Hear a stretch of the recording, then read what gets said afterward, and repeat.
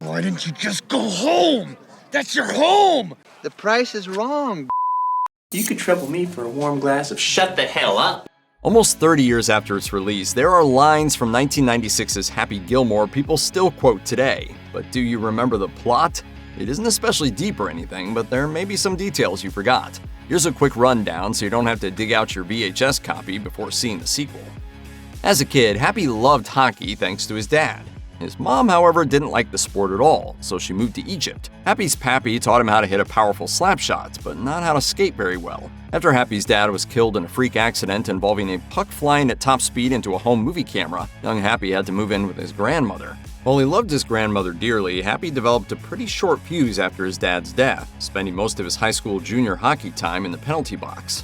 In adulthood, Happy works a series of menial jobs where he mostly goofs off. In the meantime, he tries out repeatedly for the local hockey team, the Waterbury Wolverines. On his last failed attempt, he beats up the coach. He really is a hockey player at heart. Happy returns home from the tryouts only to be broken up with and get a phone call about his grandmother's belongings being repossessed because she hasn't paid her taxes in 10 years. Look at her. She's old. You can't just take her stuff. She's too old. Happy's given 90 days to scrape together $270,000, or his grandma will lose her house, too. In the meantime, Grandma Gilmore goes to live at a nursing home run by an unscrupulous overseer played by Ben Stiller, who makes the elderly residents do sweatshop work making quilts, though obviously she's gotta get out of there.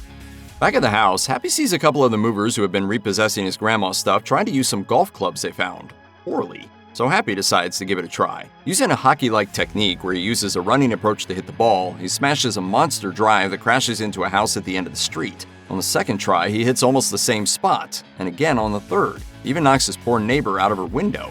Seeing an opportunity to make some money, Happy goes to the driving range and starts taking bets on how far he can hit. Chubbs Peterson, a former pro golfer who had to quit because he lost his right hand, notices Happy's skills and approaches him. Chubbs offers to be Happy's coach and talks him into signing up for the Waterbury Open, a tournament that grants the winner an automatic spot on the Pro Tour, which means big bucks. Against all odds, and despite some issues with his short game, Happy wins. After his big win, Happy meets Virginia Vennett, the Pro Tour's PR director.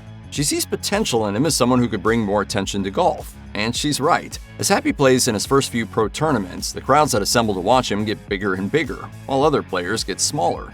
Even one of Happy's old bosses, Mr. Larson, comes to see him, with the nail Happy accidentally shot into his head still there.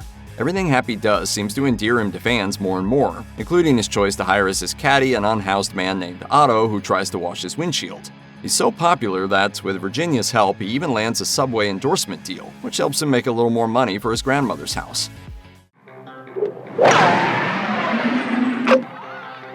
Talk about a hole-in-one.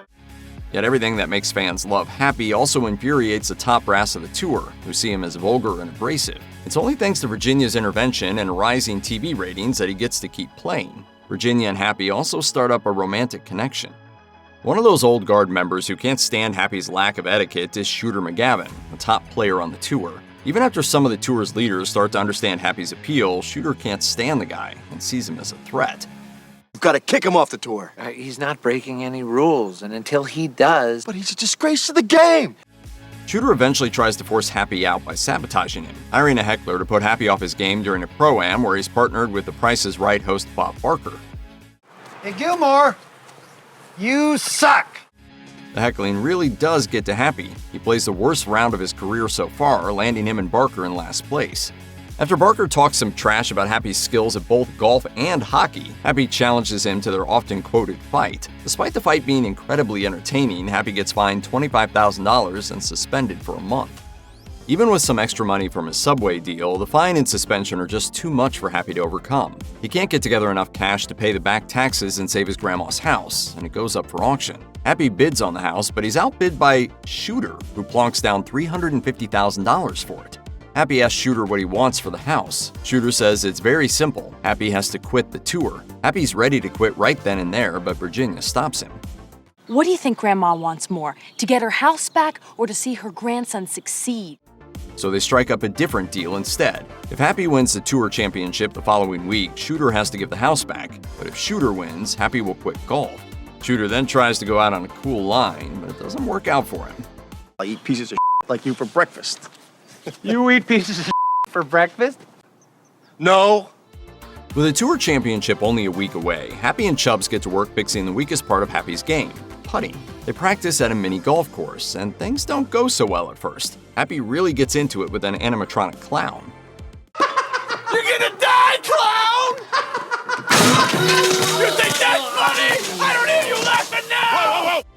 So Chubbs suggests a way to cool off, for Happy to go to his happy place.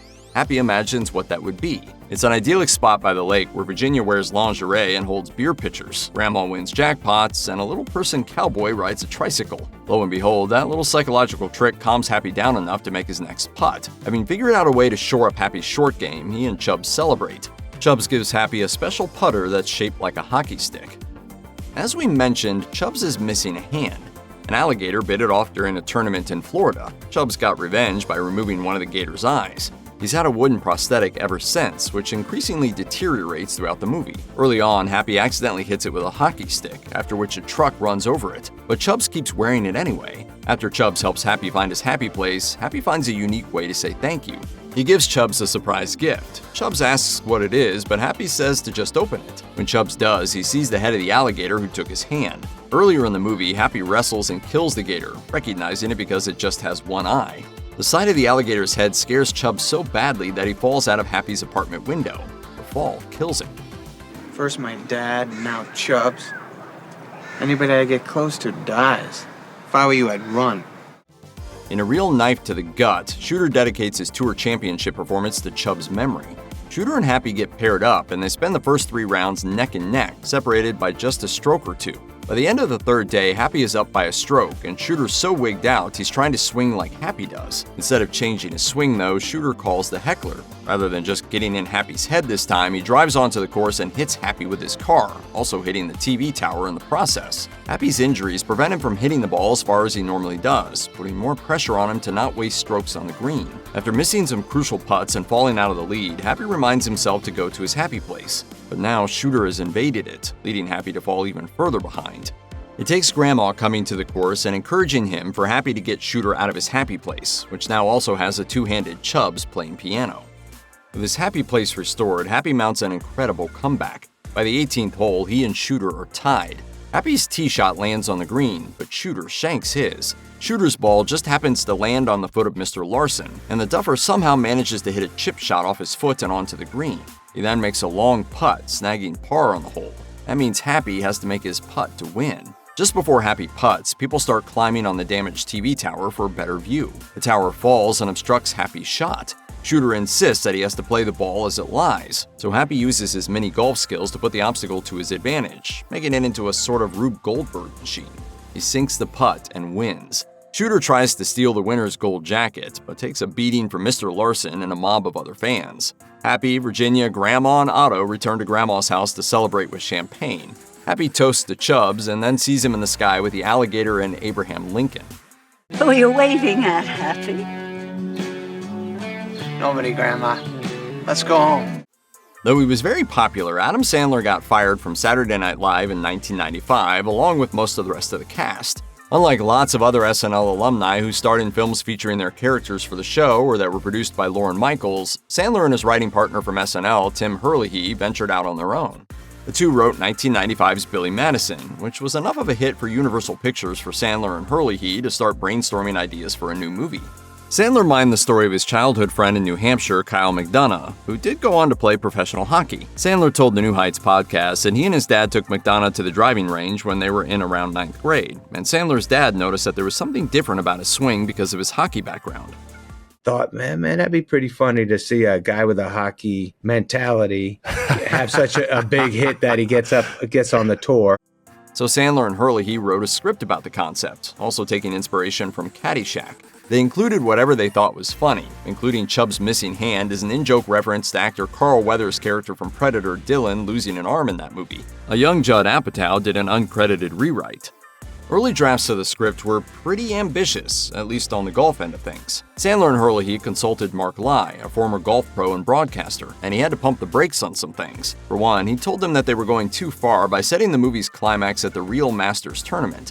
Light told the PGA that he said to the writers, "You gotta be crazy. You cannot do a movie like that. I don't think you'd better go there at all. We can get the same effect by doing our own fictitious event." Lai also toned down Happy's skills a bit.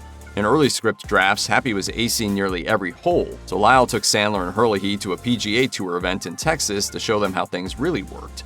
It got them to put some limits on Happy. They ended up seeming to hit the sweet spot. That same PGA article includes quotes from multiple pro golfers who love Happy Gilmore. You might be wondering, why a Happy Gilmore sequel in 2025, 29 years after the first? Well, it might be a case of striking while the iron is hot. Golf has been exploding in popularity on YouTube over the past couple of years, to the point where even the New York Times and the Washington Post have published articles about it. Specific personalities like Rick Shields and Good have gained huge followings. So what if Happy was one of them? The truth, though, is that Sandler has been prepping a sequel since before that trend started. In September 2022, he told Variety's Award Circuit podcast that he was thinking of ideas for a Happy Gilmore 2, where Happy had joined the senior golf tour. By May 2024, the film, once again written by Herlihy and Sandler, was confirmed for a Netflix release. Happy Gilmore 2 gives Happy, who has been out of the game for quite a while, a new reason to play. He wants to pay for his daughter to go to ballet school. Happy's daughter is played by Sandler's real-life daughter, Sunny. Happy also has 4 sons, one of whom is played by AEW star MJF. Lots of people return for this one. Christopher McDonald as Shooter McGavin, Julie Bowen as Virginia, Ben Stiller as the evil former retirement home orderly, and Kevin Nealon as lovable weirdo Gary Potter, who has gone from the chorus to a broadcast career. Sadly, both Carl Weathers and Richard Keel, who played Mr. Larson, have died. But their roles are honored too. Lavelle Crawford appears as Chubb's son. Michael Lowry is credited as Mr. Larson, and there also appears to be a new younger version too. Joe Flaherty, who played the heckler, has also passed away. It looks like there's a replacement for his character, too. Jackass. New cast members include Bad Bunny as Happy's new caddy, Eric Andre, Margaret Qualley, Benny Safdie, and Nick Swardson. There are also tons of cameos from pro golfers and other athletes, including Travis Kelce. You can take it all in when Happy Gilmore 2 premieres on Netflix July 25th.